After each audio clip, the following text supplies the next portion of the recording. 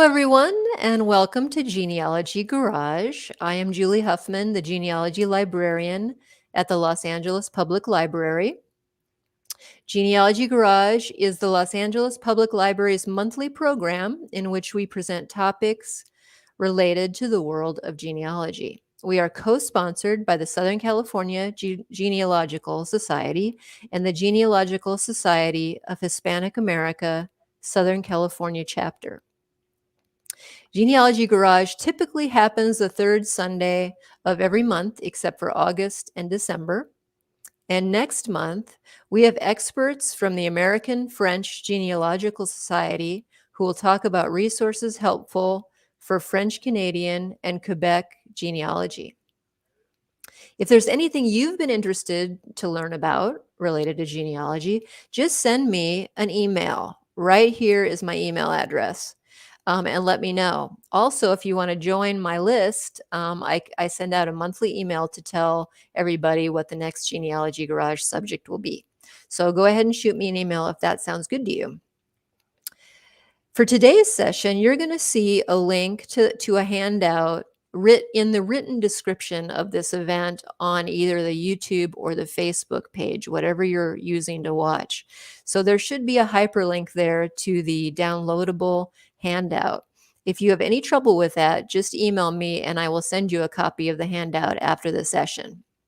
This session is being recorded and will be available to view after the fact if you want to rewatch, to take good notes, or if you are busy right now, just tell your friends that they can watch this after the fact. You'll go to it using the same links as you did today to watch the live presentation. Please type any questions you might have as we're giving the presentation in the comments area of the YouTube and Facebook pages, and I will ask those questions of our presenter at the end of his presentation. Now today, in honor of Black History Month, we're privileged to have an experienced Jamaican genealogy researcher with us to help us find our ancestors from one of the most beautiful places on earth, Jamaica. Phillip Nicholas is coming to us today from the Washington, D.C. area. And thanks for spending your Saturday with us, Nicholas. Phillip, we really appreciate it. Oh, you're welcome. Thanks for having me. And I understand your weather out there today is just about like it is in California, around 55 degrees or so. Yes. So I hope you stay warm, because for us, that's cold. Thank you. So why don't we get started with your presentation, and you can tell us a little bit about yourself as well. So when you're ready, I can bring up your PowerPoint. Okay, I am ready. All right.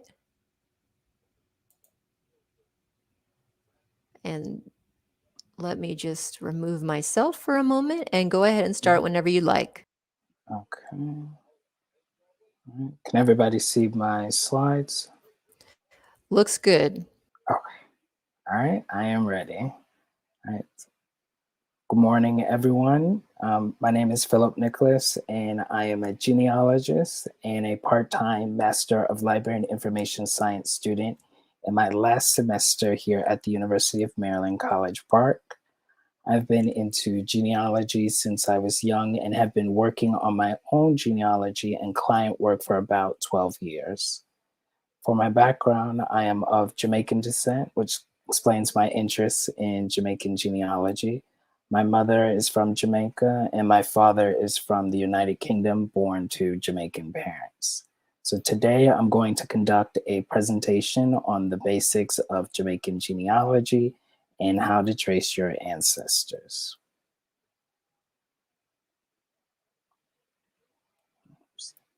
All right, so getting started. Before you start conducting your research, you will want to gather as much oral history, information, and details from your family members. These processes are vital steps for researching your ancestors. So first you want to interview your relatives, parents, grandparents, aunts, uncles, and cousins. Next, you want to take notes, but also remember to consider the unexpected and other possibilities when listening to family lore, although sometimes there are truths to them. Third, you want to create family diagrams starting with you, moving to your parents, your grandparents, and including your aunts, uncles, cousins as a point of reference. Fourth, the last thing, you should consider analyzing immigration and naturalization records of your immigrant ancestors and or extended relatives who migrated either to the United States, the United Kingdom, and or Canada, which are available on ancestry.com and findmypast.com. Locating these records are important because they might include a birth date and a place of origin for your ancestor. All right, so populations. Out of many, one people. So this is the Jamaican motto. And from the period of indigenous settlement to Spanish and English, then later British colonization, there have been different groups who have settled, lived in, or called Jamaica home. Here are some of the groups. So you have your West Africans who came into Jamaica through the transatlantic slave trade, who came primarily from Ghana, Ivory Coast, Nigeria, Cameroon, Congo, Angola, Mali, and many other West African countries. Then you had your Europeans who came in, settlers primarily from the British Isles, England, Scotland, Wales, and Ireland. Then you had your French who came primarily from Saint Domingue, present day Haiti, during the Haitian Revolution and after. Then you had your German settlers who came to Jamaica after slavery in the mid 19th century, when there was an initiative to increase the white population. Then you had your South Asians who came from India, mostly from Bihar, Uttar Pradesh, Adwa, and the southern regions. And they came primarily after slavery to replenish the labor that the former slaves did. Then you had your East Asians, mostly Chinese descent, and who came mostly from Guangdong and Hong Kong. And they also came after slavery to replenish the labor that was done by the former slaves. Then you had your Middle Eastern groups, your Ashkenazi and Sephardic Jews. So your Sephardic Jews were on the island during Spanish settlement, and after the English conquered Jamaica, they remained. And then you had people come from Lebanon and Syria in the late 19th century. Last, of course, from the beginning, you had your indigenous and native people, the Arawak/Taino people, and they were there when the Spanish arrived. All right, next, parishes. So next, it's important to understand the geography and changing borders of the parishes in Jamaica. There are currently 14 parishes: Clarendon, Hanover, Kingston, Manchester, Portland, St. Andrew, St. Anne, St. Catherine, St. Elizabeth, St. James, St. Mary, St. Thomas, Trelawney, and Westmoreland, in 3 counties in Jamaica: Cornwall, Middlesex, and Surrey. And the concept of a parish in Jamaica is very similar to a state in the United States. So it's important to understand while conducting your family history that there were many parishes before, and some of the towns were part of a different parish. For example, you could have family from the parish of Manchester, but when you're researching your ancestors in 1811, you will realize the parish didn't exist. And perhaps your ancestors may have lived in either St. Elizabeth, Clarendon, and or Vere, since Manchester was created from those 3 parishes. So overall, the parish borders were not fixed until 1866. All right, the historical context of Jamaica. So as I've been briefly alluding to, like with all genealogy, it's important to understand the historical context of Jamaica. For instance, it is important to know when people were migrating to Jamaica and when events were occurring on the island that may have impacted the lives of your ancestor. One major point to know is when slave revolts, major waves of immigration, and natural disasters occurred, because they most likely affected the lives of your ancestor. For example, in the late 19th century, there were waves of people from Jamaica migrating to Latin American countries for work and opportunity, like Panama to work on the canal in Colon, the sugar and banana estates in Cuba and Costa Rica, and British Honduras, present day Belize. Another point to remember is when slavery was abolished in 1834 and the end of the apprenticeship period in 1838, which was the official end of slavery. And the British government compensated the former slave owners for their enslaved property. Therefore, it is important when researching your ancestors that you know what records will be specific to you. All right, terminologies and vocabulary. Here are some basic terminologies that you will want to familiarize yourself with because you might come across them while researching your ancestors in Jamaica.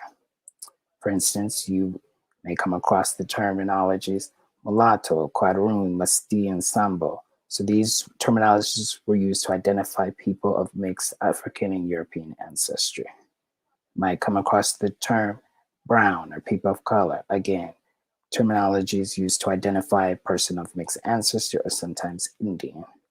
You might come across the term coolie, which was a terminology used to identify Indian indentured laborers or contract workers. You might come across the word cormanti, which was a terminology used to identify a person from the Gold Coast, which is present day Ghana, Ivory Coast, and possibly Benin. Might come across the word Creole, which was used to identify a person or inhabitant born on the island. Another dissenter, which was usually used to affiliate it with the Protestant church, but not associated with the state church, which was the Anglican church.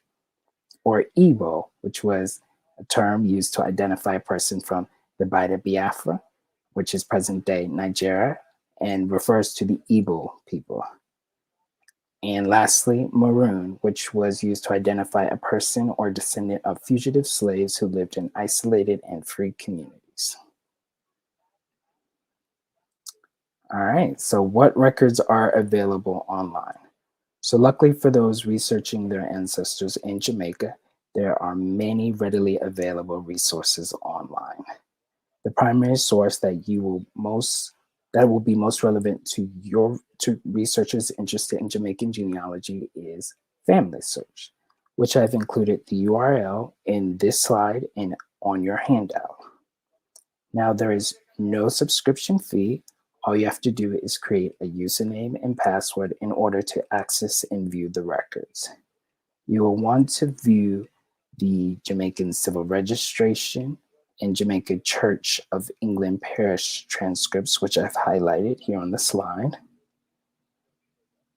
So the Jamaican Civil Registration records are your vital records from approximately 1878 to 1999 in some cases. So they have your birth, marriage, and deaths. For your Jamaican Church of England records, those are the church records, so your baptisms, marriages, and burials. And in some, they do have some records that are the center records, but only for the marriages that are available. And there's also access to wills, some wills from 1756 to 1930. Another resource would be the JamaicanFamilySearch.com, which is a genealogy library. And on there are transcriptions of wills, church and vital records, newspaper articles, deeds, almanacs, directories, and much more. You can also find indexes to the wills from 1756 to 1930. In addition, it is important to know Jamaica does have census records, but they contain primarily statistical information. So they do not list the names of people living in the country. So they're not as detailed as the records that are available in the United States. All right, so here are some images of the records. And so once you know what records are readily available, you'll want to familiarize yourself with the information available in the records. So for birth records, which I've included a copy of one in the upper left-hand corner, which includes the date of birth, birthplace, name of child, if provided, the gender, the names of the parents, including the mother's maiden name, the father's occupation, and the witness. Now, if the parents were not married, only the mother's name of the child is listed and her occupation due to an Old English law, which has been changed for recent births. For baptismal record, which I've included a copy of one in the upper right-hand corner, includes the name of the child or the individual that was baptized, the date of birth, the date of baptism, the parents' names, the place of residency, and the father's occupation. All right, so here's some more images. For civil marriage records, the date of marriage is listed, the names of the individuals getting married, their prior marital status, their occupations if they had one, their age at the time of marriage, the parish and town of residency at the time of the marriage, the names of their fathers, and the names of the witnesses. For the civil death records, which I've included one at the bottom, it has the date and place of death is listed, the name of the individual, the gender, the condition, which is their marital status, the age at the time of death, their occupation. Now, in case of a married woman, her husband's name and occupation was most likely listed, but not all the time. In addition, there was the cause of death and the name and signature of the informant. All right, here's another resource, which is located on Ancestry.com, called the Former British Colonial Dependency Slave Register from 1813 to 1834. So these are after the 1807 abolition of the Slave Trade Act, the British colonies attempted to combat the act of illicit transportation of slaves from Africa to the British colonies by keeping a register of slaves who have been called lawfully enslaved. Registration generally occurred once every 3 years. I have included a URL for the website in your handout. There are slave returns from Jamaica available from 1817, 1820, 1823, 1826, 1829, and 1832. The slave returns contain the given name of the slave, the baptized name of the slave, if available, and if so, the given name may have been included. The residence in the parish the parish that the slave was living in, the gender of the slave, the origin of the slave, which is the racial background, whether Black, mixed race, the age of the slave, the nationality of the slave, whether the slave was born in Jamaica, which they would be listed as Creole, or born in Africa, the name of the mother, if available, the name of the owner, and in some cases, the name of the estate. All right, another resource is the Legacies of British Slavery site. So the Legacy of British Slavery Center was established at the University College London and was based off earlier projects at the university, which was attempted to trace the impact of slave ownership and the role that Black and Brown people played in the development of modern Britain and the legacies in the Caribbean. I have included a URL for the website in your handout.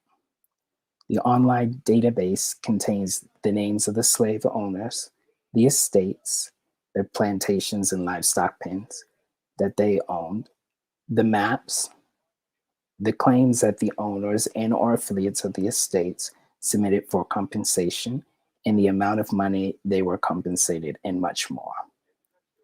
So when you get on the site, I do suggest using some search strategies like the Boolean search and or searching with keywords to kind of narrow down the searches that you're looking for.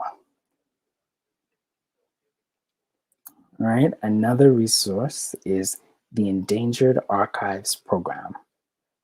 So at the British Library in London, they support a digital project initiative called the Endangered Archives program, which is a team of archivists, researchers, and volunteers who are digitizing cultural heritage in archives around the world in danger of being lost.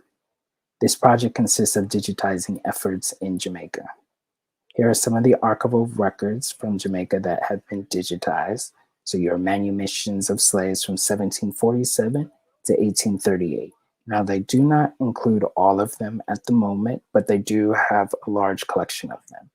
Your some indentured records, some plantation records, and also some Roman Catholic Church records. I've included the URL for this website in the slide. All right, so there are many more resources available for you to conduct your genealogy, but you will have to visit the repositories in Jamaica. You want to visit Jamaica and or the United Kingdom, or you can submit a genealogical research request to be done on your family, which can take several weeks. Here at the Jamaican Archives, you can find legal, administrative records, manumission, more slave records, plantation records, and of course, church records. I have included the contact information of the archives in the handout. Another repository that you'll want to visit is the Registrar's General's Department.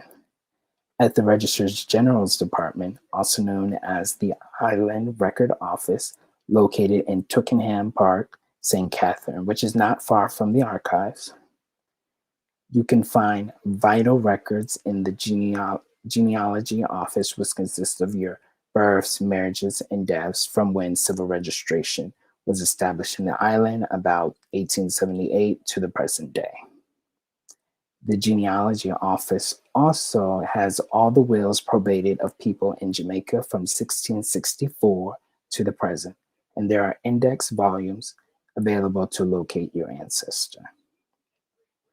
For the genealogy service, you will have to pay a fee per hour of research, and you can request assistance in person or by submitting a request online to conduct a search.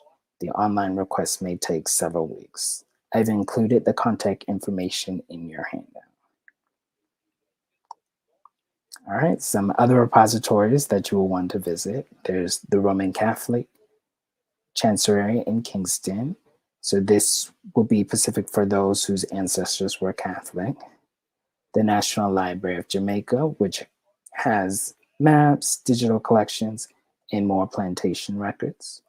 The National Archives at Kew has the original copies of the slave registers and wills. The Library of Congress in DC, which has maps of Jamaica, plantation records for the Worthy Park estate in St. Catherine.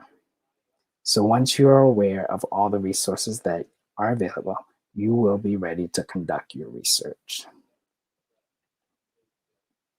All right, so tracing your ancestors born out of wedlock. One of the most challenging aspects of researching your family history in Jamaica is tracing your ancestors born out of wedlock. This primary reason exists because of an Old English law that stated if a child was born illegitimately out of wedlock, the father's name was not listed on the birth record. Now, there are instances where I found that the clerk recorded both the names of the child on both the names of the parents on a birth record, although the parents were not married. But this was not always the case. One approach is to carefully examine all the information that's provided on the birth record. If researching a recent ancestor, you might want to consult with family members to see if anyone knows the names of the parents. Here's a copy of my great-grandmother's birth record. So as you can see, the name of the father is not listed, which I've highlighted in yellow. However, there is a James Morgan that is listed as the occupier of the residency she was born, who was the informant for the birth record. I knew my grandmother's name was Louise Morgan, and after consulting with my grandmother, she did confirm that James Morgan was indeed her father. So that's one approach that you could use. The next challenge I encountered was locating the birth record of her mother, Louise Gale. Another strategy to locate the birth record of an ancestor is to gather more information from other children the ancestor may have had, so looking at those birth records. In this case, I located the birth records of all the children that Louise Gale had given birth to. So I've included the birth records of my great-grandaunt Gwendolyn Isola Lee and my great-granduncle Stanley Fitzgerald Dawkins. So as you notice on both the records, the name Emma Morgan appears as the informant. So I was curious that I noticed even in the later birth records for some of Louise Gale's children, that Emma Morgan appears to be consistently present at these births. So I started to speculate maybe there was a connection between Emma Morgan and Louise Gale. I then searched for the birth records for this time, but this time I searched with Emma Morgan as the mother. I found a birth record for an Evelyn Louise born to an Emma Morgan at Portland Cottage in Clarendon. I then consulted with my grandmother again, who confirmed that Emma Morgan was the mother of Louise Gale, and she knew her when she was a child, and she was known as Muma, which in Jamaican Patois means mother. To further confirm this information, I turned to DNA. I found a DNA match who is the grandson of Jane Morgan, who you can see is listed as the informant in Louise's birth record, which I later uncovered was Emma's sister. The DNA match also shared matches with me and the other descendants of Emma Morgan who took the DNA test. To further confirm and contextualize your research, I recommend you augment your research with maps. So here I have a map of Clarendon, which I took a screenshot of the areas my ancestors were living in at the moment, or to show the movement of my family. So starting at the bottom, you can see Portland Cottage, which the family originally lived at, and then they moved to Lioneltown, and then from Lioneltown to Salt River. All right, next, so tracing your ancestors back to slavery. Another challenge in Jamaican genealogy is tracing your ancestors of African descent back to slavery. So remember, slavery was abolished in 1834 and the apprenticeship period ended in 1838. So I've included those historical dates in the handout. One strategy to trace your ancestors back to slavery is to find a birth or baptismal record for your direct ancestor that was born close to 1834 or 1838. Many of the former slaves continue to remain on the same estate that they were enslaved or in the surrounding area. Here I have a copy of my 3 times great-grandfather, James Nicholas' baptismal record. And he and his parents were living at Grange, which is located at Long Bay, Portland. At the time, this was part of the parish of St. Thomas in the east, so the borders were still shifting at this time.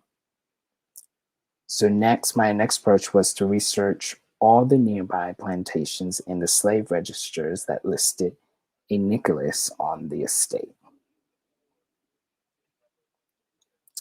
So I found a Nicholas family enslaved on the Elmwood Plantation, which is located in Long Bay, Portland. I was able to uncover the names of James's parents and siblings. Many of the names were passed down to descendants of this family, such as George, James, Selena, Christina, and John. I also found a slave marriage record of George Nicholas and Christina Hazel, which I have up at the top. And as you can see, they were both enslaved on the Elmwood plantation, and they were married August 25th, 1822. So they were both slaves. Here is the entry of my 4 times great-grandfather, James Nicholas, in the slave register on the Elmwood plantation as the son of Christina Hazel. And it shows the day he was born, which was May 20th, 1826. So next I turned my attention to locating the entry for George Nicholas. All right, so initially I could not find an entry for George Nicholas, but I later found an entry for a George Nicholas Patton in the 1817 slave return for the Elmwood plantation, who was the son of a James Patton and a Polly Patton. He was around the correct age of my George Nicholas, but I was able to later confirm that this George Nicholas Patton was indeed my George Nicholas after searching the entire slave return for the Elmwood plantation and studying the naming patterns of the Nicholas family. So apparently, sometime later, George's surname Patton was dropped, and his descendants later went by Nicholas as the surname. I also found a slave marriage record of James Patton and Polly Patton, which I've included on the right-hand side. And as you can see, they were married November 17, 1822 as slaves, again on the Elmwood plantation. So next, my strategy turned to locating the entries of both James Patton and Polly Patton. All right, so I was able, luckily, to find both the entries of James Patton and Polly Patton in the 1817 slave return for the Elmwood plantation. So here is an entry for James Patton, who his slave name was September, and he's listed as a Negro, the age of 52, and African. Here's an entry for Polly Patton, whose slave name was Industry, and here she is listed as Negro, the age of 40, and African. To my astonishment, I was able to trace my direct lineage back to my enslaved African ancestors. So when tracing your enslaved ancestors in Jamaica, it is possible to uncover an African ancestor in the slave returns in 1870, since the slave trade was abolished in 1807 and many African slaves were still alive by then. So through the paper trail, I've identified 16 enslaved African ancestors so far who survived the transatlantic slave trade and were living in Jamaica. 14 on my paternal side and 2 on my maternal side. So after this discovery, next I turn to DNA again. So as a direct descendant of James Patton through my father to father's line, I knew I was a carrier of his Y DNA chromosome. So I tested with 2 companies, Family Tree DNA and African Ancestry, to learn more about my African ancestor. Luckily, I was able to confirm that I belong to haplogroup E, which exists in sub-Saharan Africa. So confirming some of the paper trail discovery that I was able to find. All right, tracing your ancestors back to slavery part 2. So now it is also important to be aware that when tracing your ancestors of African descent back to slavery, that your ancestor may have not been enslaved. There was a significant population of free Blacks and free people of color mixed race ancestors in Jamaica. I also recommend to trace your ancestor as close to 1834 and 1838 and examine the details of the records. Here I've included a baptismal record of my 3 times great-grandfather, Joseph Muir. And as you can see, he was born July 15, 1838, which was around the time slavery was ending in the parish of St. John, and his parents were George Newell and his mother was Jane. I also found other baptisms and birth records for Joseph's siblings. At the bottom, I have the birth record of Jane Newell, who was Joseph's sister. And here, again, Jane is listed as the daughter of George Newell and his wife, Jane. But what stood out to me was the occupation of George Newell, which he is listed as a planter, in combination with his background, which is listed as brown man. So that was interesting to me because at that time in 1847, most of the former slaves were either working as laborers or somewhere the in the agriculture field, but not as planters. So that was interesting. I started to wonder, perhaps George Newell was born free. So next, I decided to locate a baptismal record for George Newell, and I was able to find one. So he was baptized November 12th, 1813, in the parish of St. Dorothy. And here he's listed he was 1 year old at the time of the baptism, and he was listed as a free quadroon, the son of Joseph Newell, a white man, and Elizabeth Bonner. Next, I found a will for Joseph Newell, which helps me link the prior information I found to this document. This will was proved in October 10th, 1817 in Jamaica. Here, Joseph mentions his son, George Newell, and the mother of his child, Elizabeth Bonner, which he mentions that she was a slave, but she was deceased by the time of this will. Also, interestingly, Joseph also bequests the remainder of his slaves to his son, George Newell. And he gave those slaves to George Newell and requested that a William Jackson and Alexander Lumsden watch over these slaves until George Newell was of age. So all of this information that I was getting was increasing my curiosity to learn more about George Newell's life as a free child, later a young man during slavery, especially after reading that his father bequested slaves to him. So I was wondering, okay, what exactly does that mean? Later, I found slave returns for George Newell, but this time he was listed as the slave owner. So you can see that on both documents where I've highlighted. In the slave return for 1817, he is listed as the owner, but it's in the possession of Alexander Lumsden, who was his guardian. And then in the 1832 return, he is, as an adult, listed there as the slave owner. So a free man of color who owned other people of African descent struck me emotionally, and it was odd. However, I was aware that slavery was a prime economic opportunity in Jamaica. And although George inherited slaves from his father, he probably also considered the opportunity to make money for himself and for his family. So this highlights the complexity of slavery, a system that was racialized in the Americas, and shows that what we may have thought about our ancestors based on their origins and or status may be different than what actually occurred. So as I continued to research George, I found another linking document on the Legacy of British Slavery site that shows George was compensated for his former enslaved property. So he was compensated about 92 pounds. This document continues to highlight an unusual story in the history of slavery in the Americas, adding to that complexity of slavery. So when tracing your ancestors that were free people of color in Jamaica, there is a probability that your ancestors sadly also owned slaves.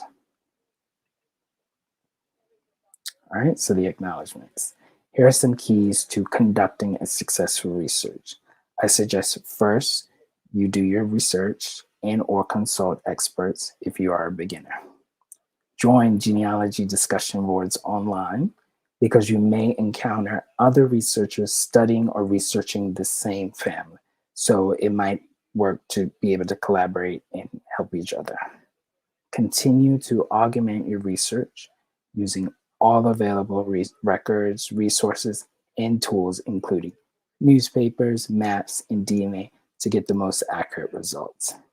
And last, remember, please take breaks. I know this can be an addictive process.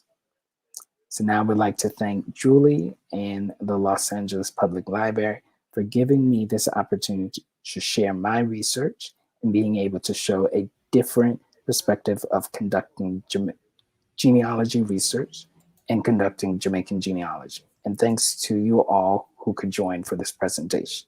If you missed anything, please feel free to email me. And also, this presentation was recorded, so it will be available for the public. That concludes my presentation, and at this time, we can take questions. Thanks so much, Philip. That was so interesting. It brought up a lot. I felt like while you were going through it, I was kind of comparing it to America's history Mhm. of slavery. And one thing at the very end of your presentation that kind of stood out to me. So George was a black man who also was a slave owner. And I've run into that a little bit Mhm. in American history, also Native Americans who owned slaves. Um, Mhm. have you run into that a lot in Jamaica, or was that sort of an outlier? Or was it kind of unusual? So I have run into that a lot, especially in certain parishes where there was a higher population of free people of color. They did also participate in slavery and owning slaves. So yes, That certainly adds to the complexity of the issue. it does. And also, I saw that document. I think it was George Newell. He was Mhm. compensated by the government for the slaves that he was going to lose when slavery was banned. Is that right? That is correct. Yep, he was compensated by the British government, so Parliament. So so right after slavery ended in 1834, there was an act by the British government to compensate all slave owners throughout the British colonies in the West Indies for all the slaves that they were going to lose. And a lot of that information is available on the Legacy of British Slavery website. That's interesting. That didn't happen in America, I'm pretty sure. Yeah. And then I just wanted to clear, and I know I'm asking all the questions here, but I was so curious as you were going along. So 1807 was the end of international slave trade, but then did it still continue in Jamaica for a while after that, or am I getting my dates or terminologies wrong about that? So I think you're right. You're on the right path. Yes. So the end of the international trade of slaves coming from Africa or to Jamaica was abolished in 1807. However, yes, there was some occurrences where there was illegal trading still going on. Because I know you mentioned the date 1838 as being kind of important, or Yes, yes. So that was the end of the apprenticeship period. So there was a 4 year period right after slavery was abolished from 1834 to 1838, where the slaves were still working on the estate, but as apprentices. It's still a form of slavery, but that was officially abolished in 1838. and then that kind of brings me to the point. Well, when slavery was ended in at the end of the Civil War here, we had the governmental assistance program, the Freedmen's Bureau records, go into place to help recently newly freed slaves and also displaced Southerners get on track with becoming free.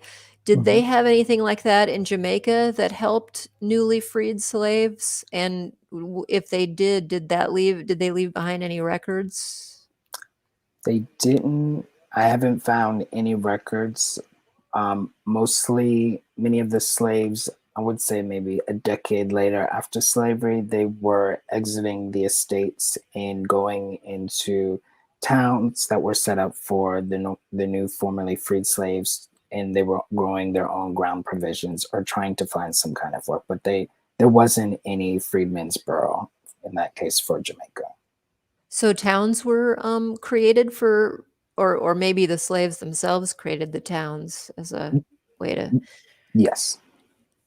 And then I hadn't heard of African ancestry DNA. Is Mhm. that as a company? Can you talk a little bit about that DNA company or your experience with it anyway? Yes, yeah, definitely. So African Ancestry DNA is another DNA company like Family Tree DNA and Ancestry DNA, and what they have the largest database of Africans, different ethnic groups across Africa, and they're able to you can take your patrilineal test, which is your Y-DNA from fathers to fathers line, and your matrilineal test, which is your mothers to mothers line. And on there, they're able to trace those X and Y chromosomes back to Pacific African ethnic groups. And there you're able to learn a little bit more about your African heritage. That's very interesting. I Yeah. know there's a British one kind of like that, the focus on finding where you're from in England and Scotland. Mhm. What is the name of that? Living Tree DNA, maybe. Okay. But Yeah, I think I've heard of it. that kind of sounds like African ancestry DNA sort of does the same thing, but for Correct. finding your place in Africa.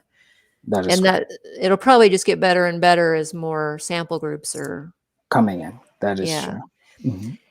And finally, one more from me. Yeah. What is what again is the difference between a slave return and a slave register? So it's actually the same thing. The names can be interchanged. So the slave register that was those records were going back to the colonial office in the United Kingdom. And so a slave return is actually the same thing. It's just the return of for a slave owner all their enslaved people that were on their estates. So it's like a directory for all of those enslaved people. Were plantations required to keep those by the government, or did they just do it for business reasons? They were required to keep those records from for Jamaica from 1817 to the ending of slavery. Now, before 1817, many of the like major slave owners, they did have their own plantation records where they did keep directories of their enslaved people. Some of those records are available still in the descendants of the slave owning families who either migrated back to the United Kingdom after slavery was abolished, or some that did migrate to the United States in the New England area. They do have those, and some of them have given those documents to archives, especially archives scattered around the United Kingdom. Okay, yeah. Where did you have the most success in finding those post 1817 registers? Where Mhm. did online, or did you have to go to Jamaica? So, majority of almost all of them are online on ancestry.com, which I did include the URL for the slave registers to access that. So yes, almost all of them are online. I think there's only about four of them that is not available online. So you will have to go to the National Archives at Q to access the original copies, because Oh, okay. all of the original copies are in the National Archives at Q. Well, thank you. You're welcome. I see mostly comments rather than questions because I'm afraid I grilled you mercilessly. That's good. I've yet to find Jamaican ancestors in my family tree, but I think I'm going to have to go to Jamaica anyway to do some research. Okay. Um, but Philip, thanks so much for Oh, spending you're your day. welcome. And everybody, he generously donated his time. As you know, we are a public institution that does not pay our presenters largely, and so we depend upon the generosity of people like Philip to do this. And this is being recorded, and I'm telling you, it's going to be a really great resource for those of you who want to come back and remember how to search for your Jamaican ancestors. And if you need that handout, if you weren't able to download it, just email me and I'll send it to you. And Philip, again, thank you so much. And I know everybody is very appreciative. Oh, you're welcome. Thank you for this opportunity. All right. Well, enjoy your day. And everybody, thank you for attending and enjoy your weekends. Bye.